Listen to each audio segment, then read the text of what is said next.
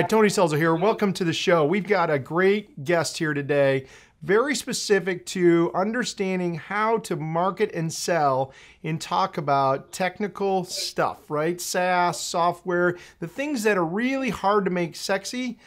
We've got Randy Kemp with Marketing B2B Blog on. And you know, Randy, you have a very unique way, background in Motorola to get here. What inspired you? What kind of motivated you to want to throw your shingle out there and start your own thing?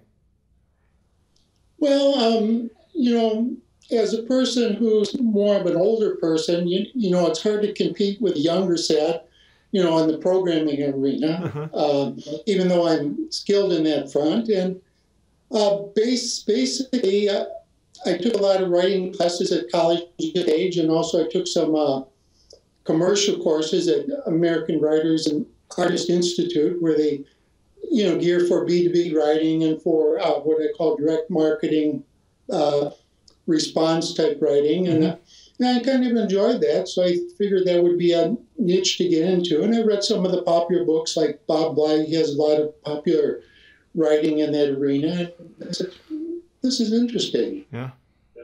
So you've been doing this now for how long? It's been eight years for the professional life, but I've written for all my life. I did a lot of, like I said, courses that we wrote novels and short stories and poetry and screenplays at College of DuPage, and then through all the creative writing courses that were. And it also teaches you to do good storytelling. All marketing is really telling a story. Right. Yeah, telling a story of these companies that are really trying to figure out their own story, right? I mean, because a lot of times technology companies are pivoting, they're changing, they're evolving. So you really gotta lay not only the theme out, the style, but the entire structure of how you're going to deliver that, how you're going to pull that together, right? I mean, that's kind of what you help companies do. Yeah, and what you need to do is you got to find the edge, like. Claude Hopkins in scientific advertising, when he was doing direct response writing, he once went to a beer company and he said, well, why don't we write about how they make beer? He said, we always said, everybody knows how that's done. He said, yes, but the consumer doesn't know that. And so he had a very successful marketing campaign just on how a big American brewery makes their beer. Approaching it with a journalistic approach, right? I mean, it's figuring out what is going to be interesting as a story, and then making your product interweave with that to start a conversation. Because the brand today is not a statement; it's a conversation. That social media and the internet has definitely changed it. Would you agree?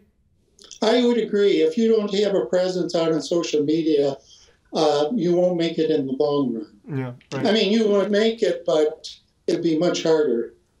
When you're working with a client, Randy, what's the one thing that you want them to truly understand to create content that's going to matter?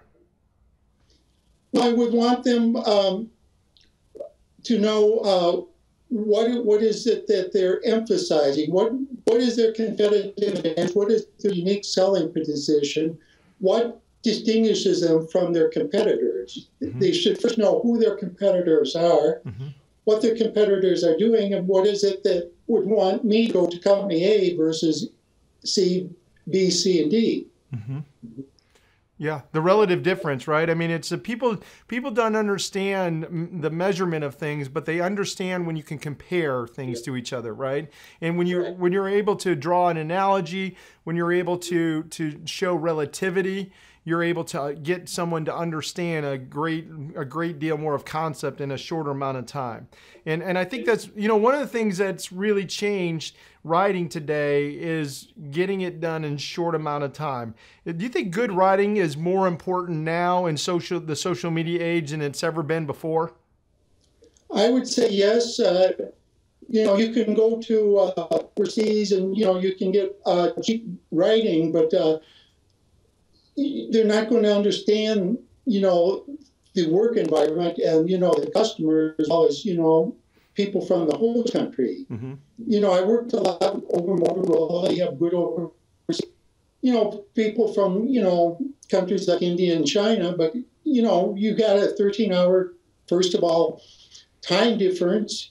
And a lot of times you're staying up night when they're working days, or they're up night when you're during the day, and just getting people, different time zones, it's a pain. Mm-hmm. It's much easier to, hey, you're in Minnesota, you want me, I'm in Chicago.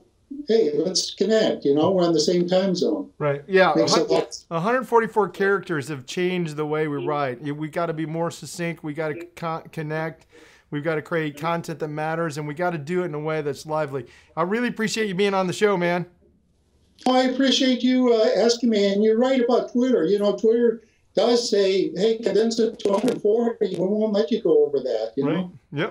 Yep. I appreciate you. Oh, thank you. Thanks.